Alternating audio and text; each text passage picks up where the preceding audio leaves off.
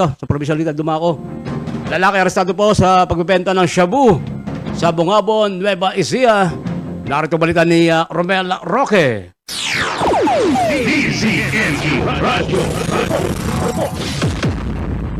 Yes, Kante, isa na namang lalaki ang inaresto sa pagbebenta ng sinasabing shabu sa barangay Makabakbay, Bungabon, Nueva Ecija. Hindi ibinigay ng PNP ang pangalan ng suspect, isang Enchong, 23 anyos, may asawa, ahente ng sibuyas, residente ng sitio Hinyero, Barangay Antipolo, Bungabon, Nueva Ecija. Ayon kay Police Major Johnny Boy R. Iskari, Chief of Police ng Bungabon Municipal Police Station, ulit sa akto ang suspect ng police buyer. Na-recover sa suspect ang isang 500 peso bill money. Anim na kasi ng naniniwalang siya may timbang na 1.8 grams, tinatayang nagkaharap ng 12,240 pesos.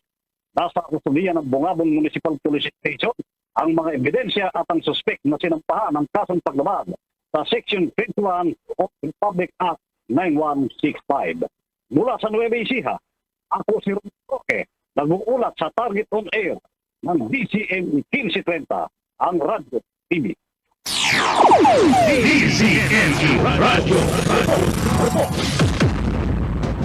Maraming salamat kay Romel Roque.